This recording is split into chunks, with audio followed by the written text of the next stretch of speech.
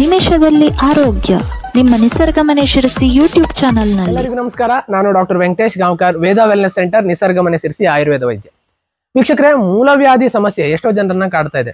ಅಂಥವರಿಗೆ ಈ ಒಂದು ಬೆಸ್ಟ್ ಸರಳ ಮನೆ ಮದ್ದನ್ನ ಈ ವಿಡಿಯೋದಲ್ಲಿ ನಾನು ನಿಮಗೆ ತಿಳಿಸ್ಕೊಡ್ತಾ ಇರುವಂಥದ್ದು. ಹೌದು, ಅಮೃತ ಬಳ್ಳಿ ಈ ಒಂದು ಸೀಸನ್ ನಲ್ಲಿ ಎಲ್ಲಾ ಕಡೆ ಚೆನ್ನಾಗಿ ಬೆಳೆದಿರ್ತದೆ. ಈ ಅಮೃತ ಬಳ್ಳಿಯನ್ನ ನೀವು ಹೆಬ್ಬೆರಳಿನಷ್ಟು ದಪ್ಪ ಇರುವಂತಹ ಒಂದು ಕಾಂಡವನ್ನ ತಗೊಂಡು ಬಂದು ಅದನ್ನ ಜಜ್ಜಿ ಅದರ ರಸವನ್ನ ತಗೊಳ್ಬೇಕು.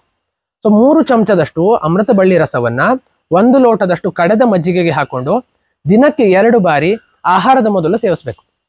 ವೀಕ್ಷಕರೇ, ನಿಮ್ಗೆ ಇನ್ನೊಂದ್ಸತಿ ಹೇಳ್ತಾ ಇದ್ದೀನಿ, ಈ ಒಂದು ಅಮೃತ ಬಳ್ಳಿಯ ರಸವನ್ನ 3 ಚಮಚದಷ್ಟು ತಗೊಂಡು 1 ಲೋಟ ಕಡೆದ ಮಜ್ಜಿಗೆಯೊಂದಿಗೆ ಸೇರಿಸ್ಕೊಂಡು ಬೆಳಿಗ್ಗೆ ಮತ್ತು ಸಂಜೆ ಆಹಾರದ ಮೊದಲು ಇದನ್ನು ಸೇವಿಸುವಂಥದ್ದು 15 ದಿನಗಳ ಕಾಲ ನೀವು ಇದನ್ನ ಮಾಡಿ.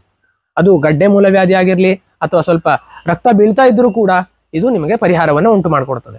ಸೊ ಈ ಒಂದು ಸರಳ ಪ್ರಯತ್ನವನ್ನ ಮಾಡಿ ನಿಮ್ಮ ಸ್ನೇಹಿತರೊಂದಿಗೂ ಇದನ್ನ ಶೇರ್ ಮಾಡ್ಕೊಳ್ಳಿ ಅಂತ ರಿಕ್ವೆಸ್ಟ್ ಮಾಡ್ಕೊಳ್ತಾ ಧನ್ಯವಾದಗಳು.